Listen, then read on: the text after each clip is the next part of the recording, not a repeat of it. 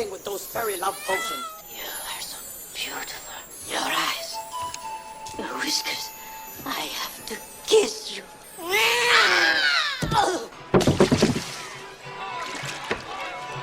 Here!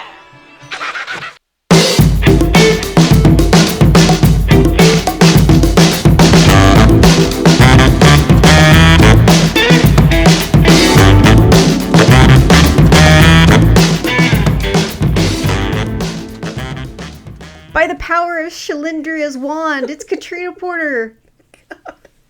Hi, Anna Serene. You know what's so funny about that is we've been doing this for a while now, and every time I'm surprised that you've got something that you're going to say at the opening. Welcome to Split Happens, everyone else. Welcome, everybody. Each episode, Katrina and I discuss a movie both of us love. However, one of us must play the con and attack it with whatever they can come up with. Our only rule is the con only has to attack during the synopsis, and if they say anything positive about the movie at all during that time, they incur a penalty and will have to say something nice about a movie that they despise, which the pro gets to decide. Well, so as the pro today, if Katrina catches a rule break, you're going to hear this sound. I'm in a glass case of emotion! Do you know what I'm going to do to it? I would love to hear what you're going to try to do. As a con? Yeah, go ahead, con. I am going to take down this movie like it's a red-headed baby destined to destroy me. Well, a red-headed baby destined for destroying can only mean that we're talking about 1988's Willow.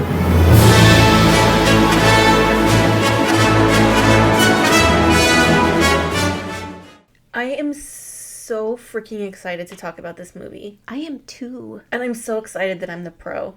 I am not. I'm going to do your disclaimer for you. Okay, thanks. Okay. So, because we love you and we love what we're doing, we are recording like idiots while Anna has strep. This morning, she couldn't speak. The antibiotics have kicked in a little bit, and she can speak better. Mostly. Yeah. She's drinking warm sangria because she's not going to not drink.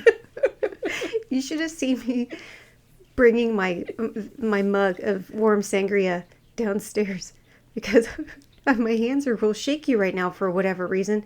And it was like Eddie Murphy and Golden Child, just trying not to spill a drop. I want the knife. Okay, Monty. So Anna's sick. I am. But here we are.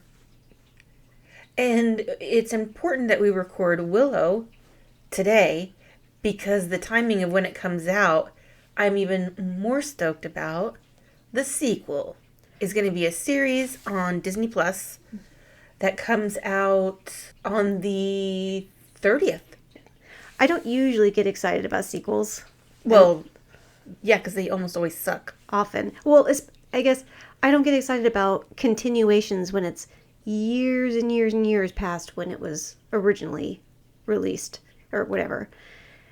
I don't love that, but I'm very excited about this. It looks good. It really, really does.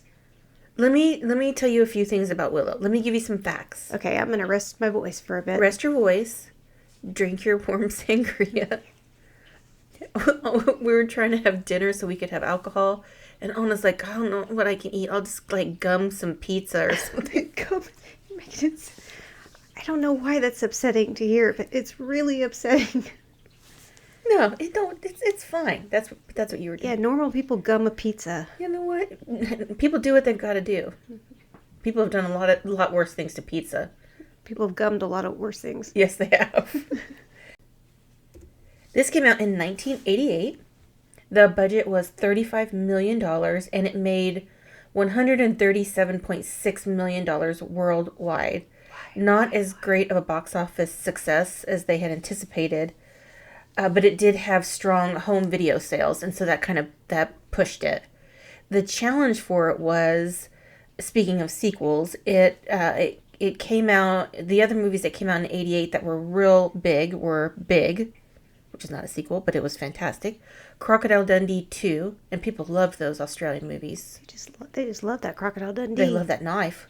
And Rambo 3, which was a huge blockbuster. They just love that bandana. And the muscles. Sorry, I just took my notes the other day on the Grinch, and so every time there's anything remotely close to the muscles. The story was by George Lucas. That makes perfect sense. Yes. Yeah. He actually wanted it to be a bigger success than it was, so he wrote books to like follow up books. Yeah. And he encouraged the books to be made and written, and he gave some input, but he hated them. So he now has nothing. He doesn't claim them. He has nothing to do with them. Wow. Yeah. He didn't. They went like real dark, and he didn't like it. I remember when Willow came out, they released these like sticker books. Yes. In conjunction with it, whenever we'd go to the grocery store, I'd get one of the little it was like baseball cards type thing. Yes. And I would get so excited to get a sticker that I didn't have. Yeah.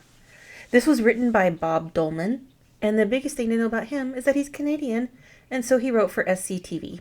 Ooh, I love that. Wait, didn't George Lucas? Oh, it's his story. It was his story. Okay. Yeah. Gotcha. And I think I get into it later, but I'll say it now because I'm thinking of it, and that's how my brain works. He wrote this story, or he came up with the story specifically for Warwick Davis, who plays Willow, on the set of one of the Star Wars movies.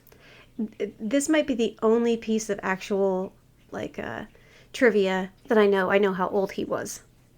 Oh, Warwick Davis? Yeah. 17. 17. Yeah. So he plays Willow. The other thing that I thought was pretty cool about George Lucas, and I'm not used to saying those words, is he was kind of pissed that Val Kilmer got top billing. Yeah, even because Val Kilmer was a bigger star, but he really thought Warwick Davis, he's the title character, he's in it more than anybody else, and he thought that he should get top billing, and he didn't. It went to Val Kilmer. Who's fantastic in this. It was directed by Ron Howard. I very rarely mention who does the musical score in a movie because I can get down to mbop, so I probably am not qualified to, talk about what good music is. The musical score in this is beautiful. It was done by James Horner. Oh. Yeah. The movies that he's received Oscar noms for, we say noms in the biz. Aliens. Ooh. One of your favorites. Get it. An American Tail. Oh, Five-O. Mm-hmm. Another one of your favorites, Avatar. Fuck you. Rest your voice. Field of Dreams. Braveheart. Apollo 13, A Beautiful Mind, and House of Sand and Fog. And he won 2 Oscars for Titanic, for score and song. He died in a plane crash at age 61. James Horner did. What? Yeah. Oh, how horrible. His music is iconic. Every movie that he's done. Anna Serene? Yes. Oh, God. Sorry. I'm sorry for you because I'm not going to give you any time to say anything good about the movie because you need to save your voice. So, it's time. All right. Take us away, Bane. Play the fucking song.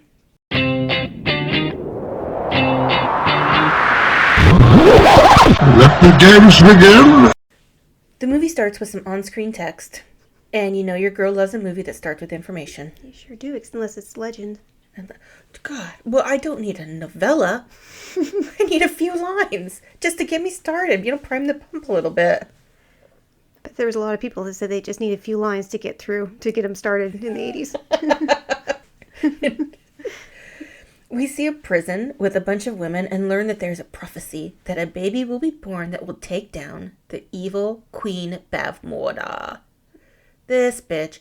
I didn't write down the name of the actress because I'm not a good person, I guess, but I could probably pull it. I just, if I thought about it, because she's in another one of mine that we won't end up doing, but I love. Which one is that? Return to Oz. Oh, yeah. Yes, she is in that. Mm-hmm. Yes. Well, she's awful and fantastic in this. She's great in this role.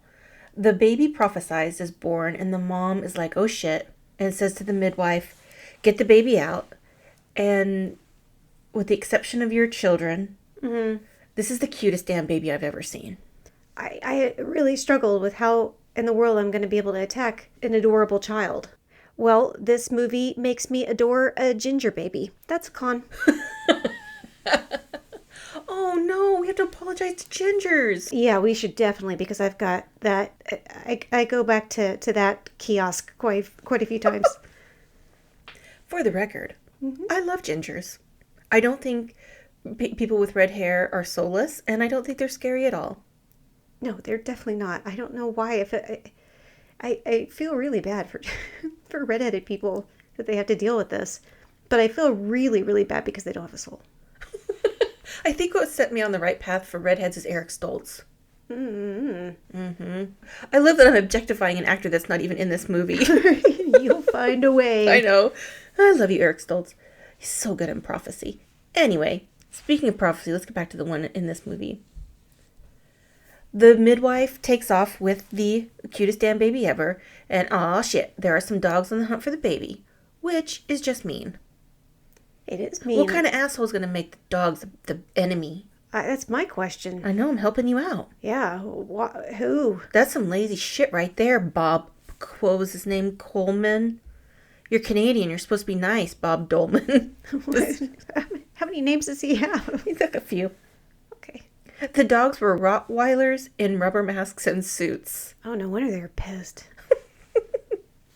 That couldn't have been comfortable. I hope there was a dog that was a real diva about it. Like, I said I will wear the terrifying dog mask or no mask at all. The midwife sends the baby down the river to save her, and she ends up floating into a village of little people. Isn't this just the story of Moses? No, there's no burning bush. He got sent down the river, like to avoid being killed. So oh, never mind. George Lucas wrote this, so of course it's ripped off. I thought you were, like, comparing the beautiful baby's hair to a burning bush. Oh, damn it. This goddamn strep. And two kids find the baby, and they get their dad, who is Willow Ufgood, played absolutely fantastically by Warwick Davis. Davis said at the time it had the biggest casting of any film for little people, and it's estimated there were 240 actors of smaller stature, we'll say, in this film.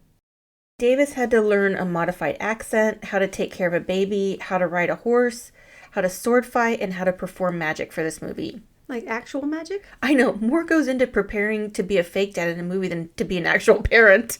In all movies, do they have to, like when there's a magician, do they actually learn the magic? I hope so.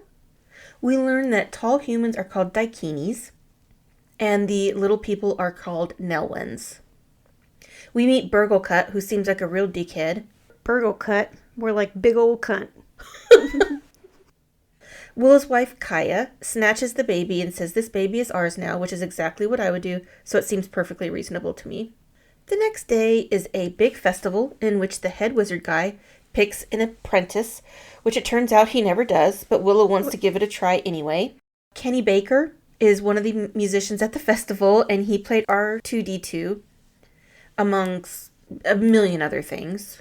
The High Aldwin is Billy Barty, who played Screwball in Legend, and in UHF he played Noodles. He's been in a billion stuff. things. Yeah. Well, he gives the wannabes a test to see if anyone is worthy of being his apprentice, and he does that by making them do magic?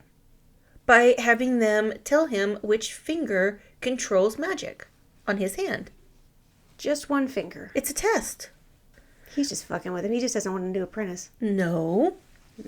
That's not true. Those bitchy dogs are back, and it quickly becomes clear the dogs are looking for a bebe. Willow takes the baby to the high council, and that fucker Burglecut is like, give the baby to the dogs. Like, that was his immediate response. What an asshole. The High Aldwin says that there needs to be a team to take the baby to the Daikini Crossroads, and Willow gets a gang together. Here's a serious question I have. I want you to use some of your brainials on. Yes. Kaya hands Willow a gigantic chunk of her hair for luck. Mm-hmm. I wonder how that tradition got started. Like, why not like a sugar cookie pound cake? I don't think sugar was even invented by that point. What? What is this, hell? Because I thought sugar was... Oh boy, I'm going to get this all wrong. I thought it came from, like, India or some... I thought it came from... I think it took a while. It was like honey and things like that, sweetened. But I wonder why a lock of hair. Not when she didn't even just go lock. She took a whole chunk off. Hair has symbolism in a lot of different cultures. Like, I know for sure, like, in Princess Mononoke, which is going to be my source material for this fact. Okay. The cartoon Princess Mononoke. Right, okay. He has to cut off his hair short, and then he's, shunned. But he had to do it. They knew he was doing it, but he was shunned. What about Samson and Delilah? It's all over the place. Basically all the worst parts of the Bible. Yeah, I mean, hair is significant, I think. I don't know why. That thing had to have been covered in lice. Oh, God. What? Stop. Back at the bitch's castle, the queen is throwing major shade at her daughter, Sorsha, who's played by Joann Whalley. What color is her hair again? Red. Beautiful red. I rest my case. Oh my God. And the queen is like, Admiral Kale, help my daughter find that teeny tiny helpless baby because she's clearly incompetent on her own because she has a uterus. Oh my gosh, I spelled kale like the vegetable. Like the veggie? Oh no. Well, Admiral Kale is named after film reviewer Pauline Kael, who shits on a lot of popular movies, including most of the films that Lucas does. Oh. And she also shit on this one, but did acknowledge that it was flattering. They make it to the Daikini Crossroads, where we have the absolute pleasure of meeting Mad Mardigan. Is Mad his first name?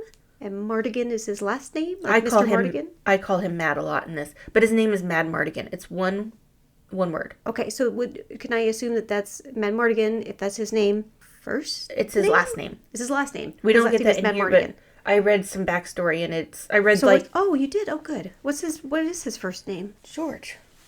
George Mad Mardigan. It's a family name.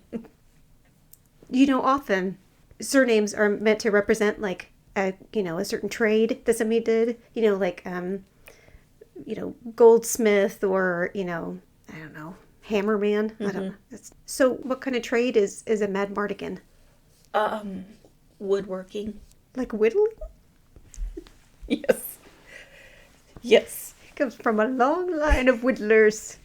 That's how he knew he was going to be a great swordsman, because when he was a baby and got his first whittling set, he made like an army, and it was so good.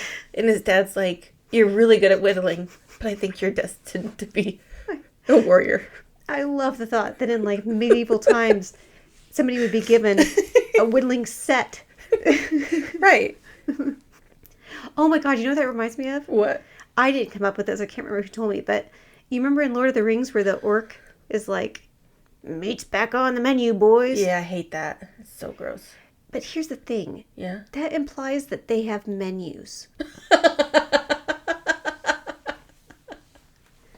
Just envision an orc sitting down and reading from a menu. What else is on the menu?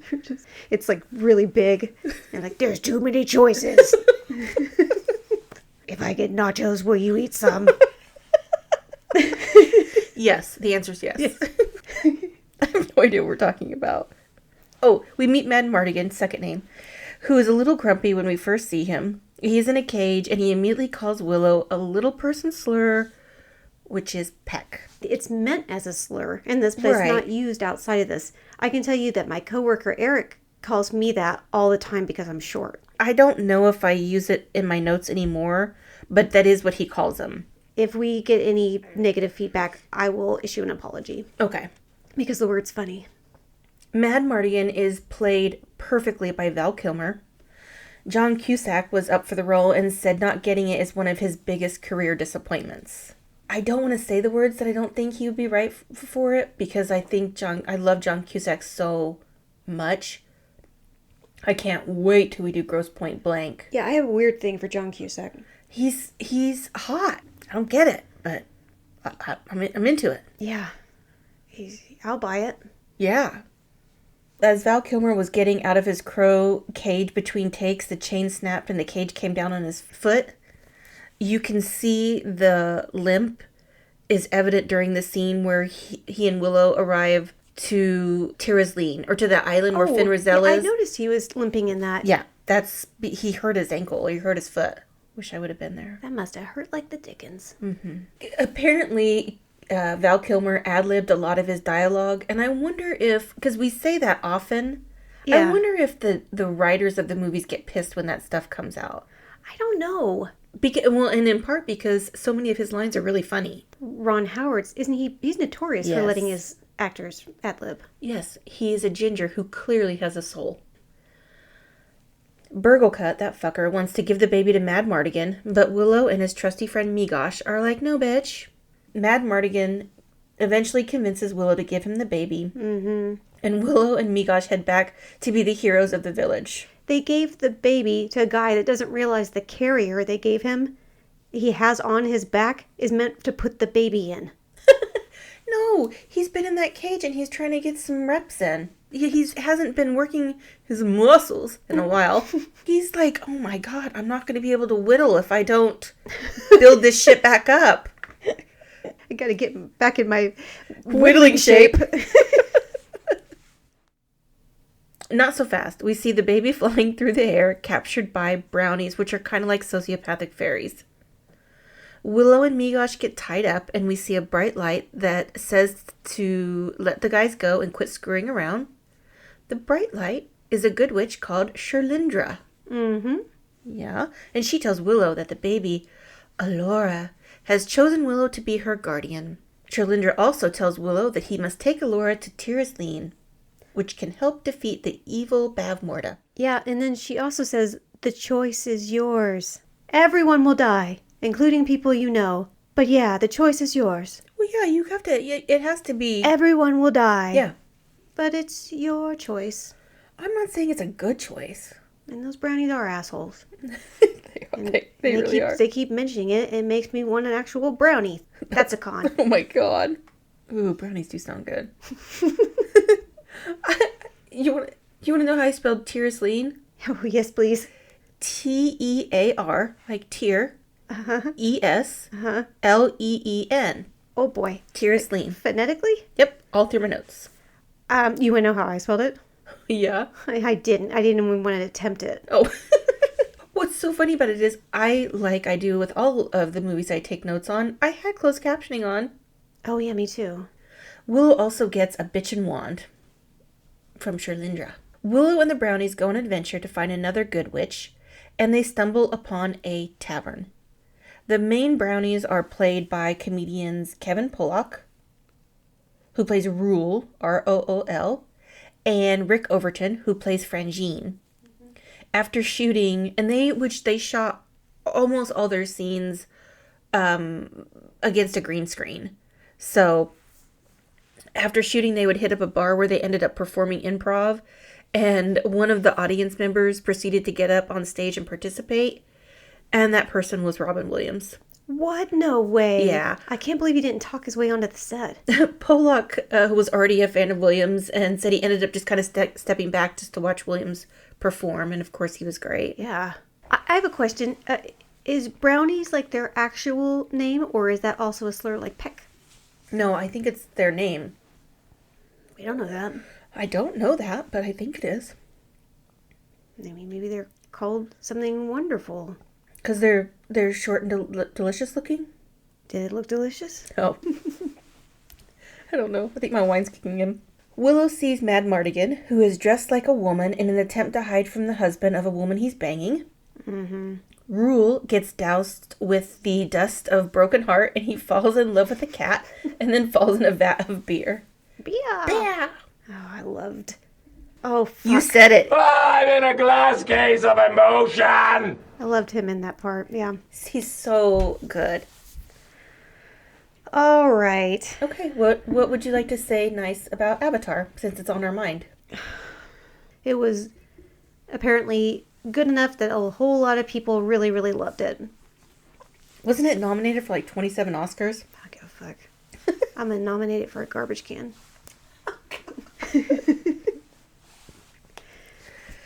Is that good enough? I'll take it. Thank you. Sorsha and the Queen soldiers go into the village, and Sorsha sees Mad Mardigan in drag, and he is immediately smitten. The truth of the matter is, they met on the set of this movie and later married. And then later were divorced. Well. Joann Whalley accidentally stabbed a stuntman in the foot when she put her sword in the ground in the tavern. But if I know my girl Joey, like I do. You do? Yeah, we're tight. I have a feel. I don't think it was an accident. I think he was somebody that was like fucking with her lighting or something, and so she did it on purpose. So violence is okay. Yep. You're saying violence is okay. Yeah, sometimes. You can just stab somebody in the foot. Yeah, if they fuck with your lighting. That's assault, brother. Mad escapes with Alora, Willow, and the brownies, and Willow convinces Mad to help take Alora to Cherlindrea. Mad doesn't have his shirt on, and that's all I wrote about that. I don't recall. I'll tell you. So it's the scene after they go through the cart ride, and Mad Mardigan saves them, and then he's like not sure where he's gonna go, but you can kind of tell he's gonna want to help Willow, but he doesn't want to say it. Is that part he didn't have his shirt on? Say all that again, but slowly. Speaking of that carriage ride, that baby sure is withstanding a whole lot. Yeah, she's a magical baby. Does she magically have a strong neck? Because babies don't. Well, actually, early on in the movie, when the gang is going to take Alora to the Daikini Crossroads, and they stop for a break, and Burglecut holds the baby up, and the baby pukes on him. Yeah.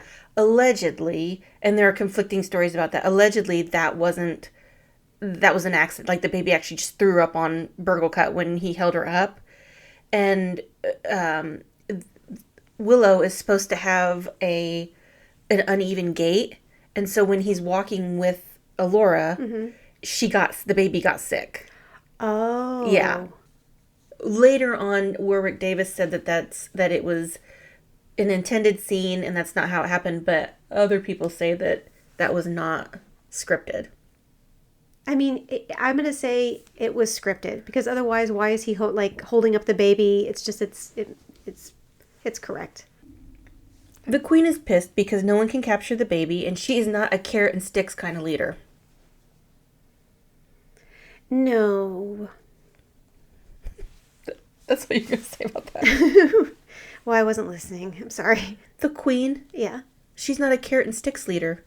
Carrots are how do you motivate people, and Yeah, I'm trying to sticks think is of when you hit people over the head with a stick when they don't do something right. There's just a carrot on the end of the stick. No. They're two. Carrot is like if you lead with carrots, like helping to motivate people. If you're a stick leader, it's when you hit people over the head with stuff rather than giving them positive reinforcement. So you're saying she's a stick? She's definitely a stick. She's a stick focuser. Oh my god, man. Mardigan calls Alora sticks. He sees something. He sees something in her. They make it to Cherlindrea, and Willow goes to find Finn Rizal, who is supposed to help Willow defeat the queen. Unfortunately, Razzie has been spellified, so she's currently in muskrat form. Mm-hmm. And Willow hasn't exactly gotten his, wand magic stuff down. Yeah, she gets mad at him for it, and he explicitly said he's not ready. He's like, I'm not ready for this. I don't know this. I am really unfamiliar. She's like, you'll be fine. And then when he fucks up, it's like, you fucked it up. She didn't say it like that. But also, she's been a muskrat for a long time. I don't know. I feel like it's fair if her patience is a little bit worn. Because she's been it for so long, or because muskrats are ornery? Yes. Man, these dogs can't hunt for shit. What? They're terrible. Razzie's like, transform me so I can beat that bitch Pavmorda. However, before he can give it a try, the queen soldiers arrive and snatch them all up.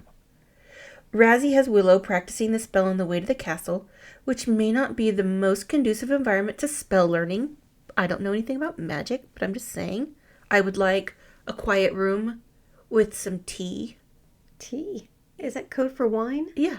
And then some of those stars on the ceiling. Like the glow-in-the-dark stars. I feel like that's the environment where I would learn magic really well. And maybe some Bob Marley. I think you're just describing getting high. Oh, no. I don't do that.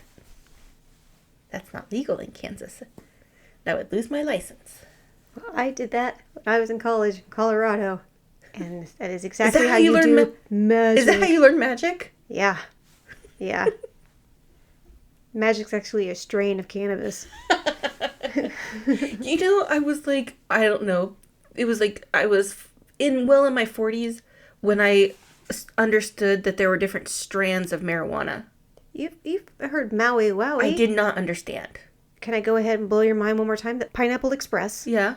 You mean the movie? That is the name of a strain of cannabis. Okay, yeah. I didn't know that there were strains. I thought this shit grew on a tree or bush or something, and you smoked it or whatever. They stop for camp, and Willow is trying to turn Razzie back into herself, and she says, "I am a beautiful young woman." And Mad Mardigan's like, "Hurry up, Willow." Concentrate. Concentrate. The brownies hit Mad Mardigan in the face with the dust of broken heart, and Mad goes into the tent to rescue Alora, but he sees Sorsha and has to take a moment to profess his love for her. I love this scene so much. Yes, he's a warrior, a whittler by trade, but he's going in to rescue Alora, and then he sees Sorsha, and he's got the dust stuff in his face, and so he goes and he starts saying all of these beautiful things to her. You are my sun, my moon, my starlit sky. Without you, I dwell in darkness. I love you. What are you doing here? Your power has enchanted me. I stand helpless against it. I really appreciate that she's into it right away. When he's hit with the dust of broken hearts, why does it take him so long to fall in love with somebody? With Rule, it was immediate. That's why he fell in love with a cat. But when he gets hit in the face, he looks at several people and animals. People have different tolerance. He has a higher tolerance. Can I drink the same amount as Ty? Nobody can drink the same amount as Ty. Okay, tolerance. And there's a tolerance level for pixie dust. Yes, and also, you know how there's those you shouldn't drink or you shouldn't drive if you've had this much to drink card? Yeah. And it depends on hours and your weight and your gender and all that stuff. There's a brownie, daikini weight distribution. Okay, that makes me think that all the brownies are carrying wallets. And then they have those cards. This is my dust card. They have those cards in the wallets. Where's my fairy dust card? Let's see, Costco. But I love Sorsha's like, well, the girl's got to get it where she can get it. Yeah, how is she buying into this shit? She's not buying into it. She just wants to get her some of that nom nom nom. She just seems too smart for this. She seems exactly smart enough that there's a hot guy with no shirt on in her tent in the middle of nowhere. Mm-hmm. She's surrounded by the guy with Skeletor mask. Yeah. Her mom's a real bitch. There's no getting any in that castle. They flee on a shield through the snow, which of course makes me think of Christmas Vacation. And they did all their own stunts, including the baby. Okay, first of all, that's extremely dangerous. Wait, are you lying? Oh, God damn it. Oh, God damn it. The baby did his own stunts. Shut up. You have so much trivia, too. I'm not going to know what's real and what isn't. Is Ron Howard even a real person? What was his name? Dopey or something on Happy Days? Well, on Happy Days, he was Richie Cunningham. But wasn't he Opie or Dopey or... It was Opie on the Andy Griffith Show. Yeah, see, he's real. The shield sledding part is silly. It's silly in Christmas Vacation because you can see the string pulling it. And it's silly in this because it's ridiculous. Willow and Alora not falling off of it is absurd. Absolutely absurd. And then Mad Mardigan becoming a big rolling snowball is nuts. That's the sexiest snowball I've ever seen. It is not. It does look very cold. Very cold. And there's no way he's taking his shirt off in this environment. I barely like to look at the snow from inside a warm cabin. When are you in a warm cabin? No, never.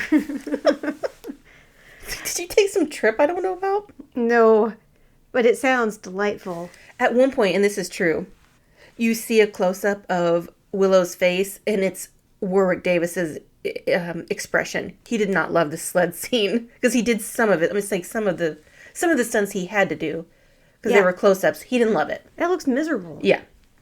Nobody can love that. It's all for the cause, dear. Well, they crash into a new village, but these persistent bastards are hot on their trail. The villagers try to hide Willow and Alora.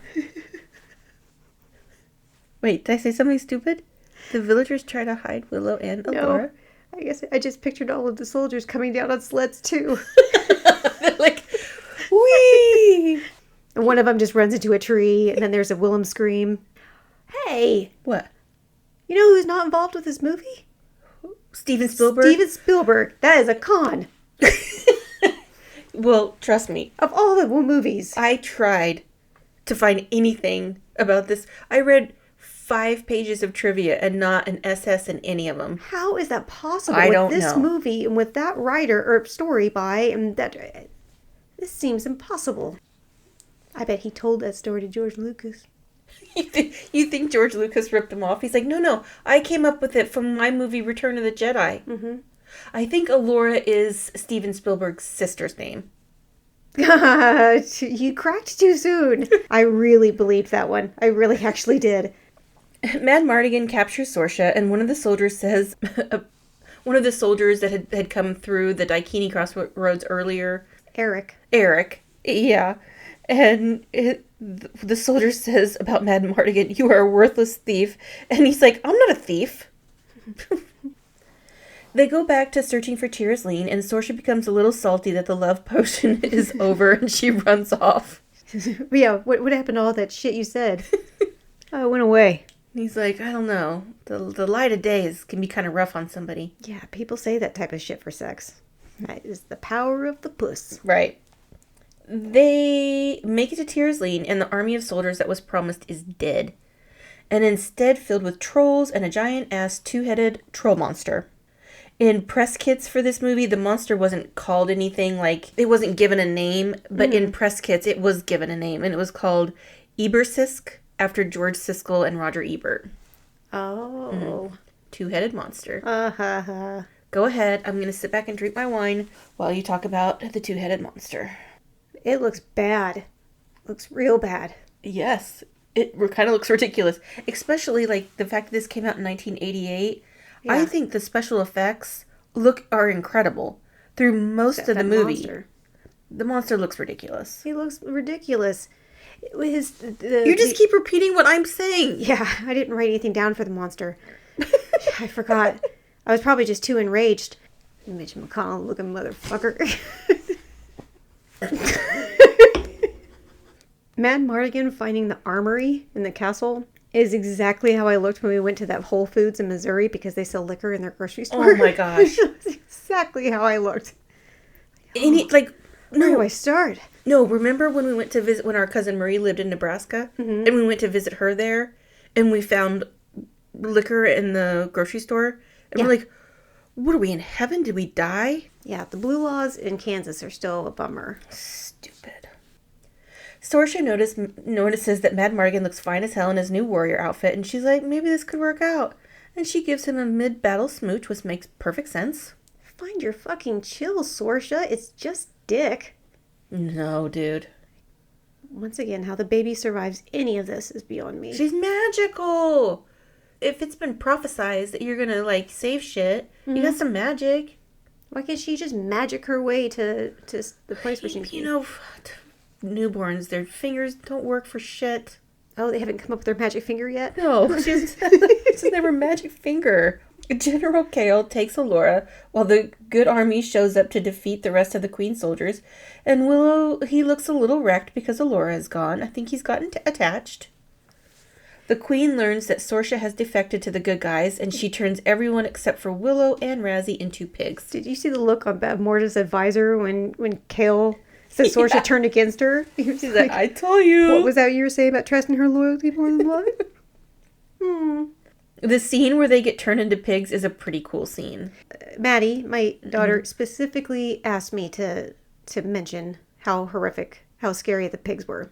Well, Finn asked me to say a girl pig. That was his takeaway from this kind of terrifying scene. I'm going to have another talk with him about, physiology. Right. Oh, boy. He's like, that girl can't be a pig. And I was like, yeah, ask boy. your mom about that. Wait, what? Did you just call me a pig? No, to explain things. Oh. Listen, I had to explain death to Maddie at a very young age when I accidentally bought fish and put them in the same tank, and then they murdered each other. Thunderdome. It's 2 fish enter, none leave. right. She named them Tree and Car just based on things that she looked at on the way home. And she's like, I love Tree and Car. Something's going on with Tree and Car. And I look over and they're just battling it out. I was like, that was literally like 7 minutes after we got home. It really was. The scene with them turning into pigs, it was like an IV drip filled with nightmare fluid. And it supplied me for years. It's a terrifying scene. And I can't remember what it's called now. And it's George Lucas's, one of his companies. But it's basically... ILM? Yes. Yes. Industrial Light Magic? I think this was the first movie that was used in. Willow finally turns Razzie into a human, and guess who it is? It's the lady from Neverending Story who's married to the Titty Watcher. Man, that Titty Watcher and Titty Watcher's wife just can't stay out of our movies. You know what? They're the gift that keeps on giving. She is not thrilled about being old. Girl, same. She's like, what the fuck happened to me? Mm-hmm. I'm old. Yeah. Gross. Razzie turns the soldiers back into soldiers instead of pigs, and the queen is preparing for the baby be dead ceremony. Why is she dressed like a mummy? You have to be wrapped up like that because of electricity. No. You know what? You know want to know how I know you're lying? I'm not lying. Was Frankenstein wrapped up in bandages? No. No. Wait, what? That's how I know that you're full of shit. Willow does some trickery and gets the good guys into the castle. Oh, I'm so sorry. Point of clarification. Yeah. I meant Frankenstein's monster. Okay. Continue. Willow, Sorsha, and Razzie go to confront the queen. Razzie's like, it's okay, Willow. You can be a little bitch and stay behind. And Willow's like, okay. The queen says to Sorsha, traitor child, I must despise you now. And I was like, ooh. Wow. I really, really hope I have a falling out with somebody so I can say that. Right. I must despise you now. And if you're the other person, don't you feel like you're kind of getting off okay, though? No, that hurts. Well, that I know. hurts me in my goddamn soul, Annie. I know disappointment is tough, but like... I despise you I now. know, but she gives off the impression that she could like literally grab lightning and stab you with it. Yeah. So... Things could be worse? Things could be worse is all I'm saying. It did remind me a little bit, speaking of Hordak, like, not the uncomfortable cell. Right. Not the despisement. Right. Wait, is that a word? Yeah, sure. Okay. Bavmorda sets Razzie on fire, but Razzie's wand is also a fire extinguisher, which is handy. Very handy. Right. Just, I love when Razzie starts twirling Bavy around and it's like, ah, na na na na na na na na na. They have a bitch fight over the wand, which seems really unsafe to do around a baby. You know, apparently she's going to be fine. She can withstand anything. She's getting her magic finger. Even not eating for like days on end. She ate sticks. She ate, what was that stuff? She's been sitting on that slab, the lightning slab, for like, she says like the 7th day or 13th or whatever. In the meantime, Mad Mardigan is fighting Laurent Skeletor, and he Mortal Kombats him, which I loved. Bavy is looking a little rough, and she could use a glow-up. She tells Willow to put the baby on the altar, but Willow makes the baby disappear. And after Bavy grabs the wand but doesn't pay attention to water and electricity and gets blown up. The 13th night. Oh, I have it written in my notes. The 13th night, she actually says that. I think Bavy has been doing the ritual, and that's why it's like time is a factor on getting that baby on the altar. She says the 13th night. Right. It could be the 13th night of the ritual. It doesn't mean it's the 13th night that the baby's been there. The baby only needs to be there for like the 13th. End. Yeah. You can't trust 12 babies. other days of rituals? No, baby's not going to sit there for that long. It's like Lent? Yes. Allura stays with Mad Mardigan and Sorsha.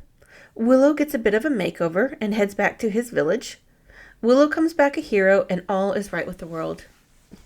Earlier when you were asking about the apprentice contest and what was it that the High Aldwin did, he went in front of the people and he said, choose which finger holds magic. And then later on he asked Willow, what were you going to pick? And he said, I was going to choose my own. And the High Aldwin's like, well, yeah, because the magic is in you. It's not, that's why it is a contest. It's not, don't pick one of my fingers. You're the one with the magic. And that would have made them a good apprentice. But he didn't, at that time he lacked confidence. I bet he would have picked the right finger after that adventure was over. Be confident. Mm-hmm. The magic was in him. It was in all along. It was the friends we made along the way. Mm-hmm. It's not about the destination. It's about the journey. Yeah, it's all that. Guess what? What? It's over. It's done. Yes. It's over now. Yippee! I don't sound too bad. You don't. I'm shocked. I thought I was going to completely have my voice gone by now. I love this movie. I have so many notes going. What the hell? God, that baby's cute. Oh my God, that baby's cute. Oh my God, Val Kilmer's good. What I'm going to try to do going into the sequel, which comes out soon, is I'm going to try to go into it knowing there's no way it's going to be as good as the movie. There's just no way. It was magical, especially if you were a kid watching this movie, like old enough to not be terrorized by that pig scene, but young enough to get the magic of it. It was cool. It was fun watching it with Finn, who's 8. He loved it. He had a lot of questions, but that's what that kid does. He always does. Yeah. He's a curious brain kid. Yeah. So I'm going to go into it just being excited that it's a sequel. It's not going to be as good, but I think I'm going to love it. I'm excited. I'm excited as well. I truly am. I'm trepidatious a little bit because of the Dark Crystal and that series that they released, because all the pieces were there. All the ingredients were there, but it was not the right type of pizza pie. Here's why I have some hope. Excitement. Hope, yeah. Yeah, because Disney Plus puts out some good shit. Mandalorian. Oh my God, I love Mandalorian. The WandaVision. Oh, yep. Loki, the one with the hot guy who is the Winter Soldier? Or no. Yeah. Okay. Hawk, Winter Soldier, and Hawk. The hot guy that's going to be Captain America guy now, not the Captain America in the show. My brain's not working. Anthony Mackie. Yeah. He's going to be the new Captain America. Oh, yeah. Oh, that's right. Yeah. People got real salty. Why? He is fine. Because he's black. Oh, God. I know. Captain America isn't real. Yeah. This is the whole Little Mermaid thing all over again. People are ridiculous. Yeah. Okay, really let's move on. Yeah. Although we do get kind of uppity about like remakes and stuff because you're like, that's not the same. Oh, no, I get uppity about remakes all the time. Because remakes are hardly ever as good. Yeah. Yeah. But never because they will cast a person of a different race. Terminator is like the exception to the rule. I mean, it's so hard to find sequels that are actually good, that are made years later. I thought you were saying there couldn't be a black Terminator. I was like, oh shit, this might be the end of Split. Why hasn't there been a black Terminator? I was like, wait. Representation matters, including in the dystopian future. What do you want to hear? What do you want to hear from the people? I want to hear what your favorite Ron Howard movie is. Oh, gosh. He did Parenthood. Oh, love. We do love that one. He's done a lot of movies. Y'all have a lot to choose from. Backdraft. Don't touch that doorknob. It's fire on the other side. I've seen it. Oh, that fire killed Billy Baldwin. Yeah, you bastard. Do you think that's where South Park got the idea from? Yes, I do. From Backdraft? Please tell us about your favorite Ron Howard movies. You have a ton to choose from. Yep. You can get a hold of us super easily and let us know. We are at Split Happens Pod on all of the socials. And if you want to email us, We are at splithappenspod.com. And eventually, Katrina will answer the email when she thinks to look at it. You know what? We're both real super busy. Sorry, people. We're not trying to ignore you. Thank you to everyone for listening to us talk about these movies that we love. Thank you, thank you, thank you. We really do appreciate it. And don't forget to rate, review, and or follow us on iTunes or Spotify or wherever you listen to your podcasts. Thanks, Katrina Porter. Thanks, Anna Serene. You have the spirit of a whittler. Oh. Well, thank you. I'm a proper Mad Mardigan. Bye, everybody. Bye for now.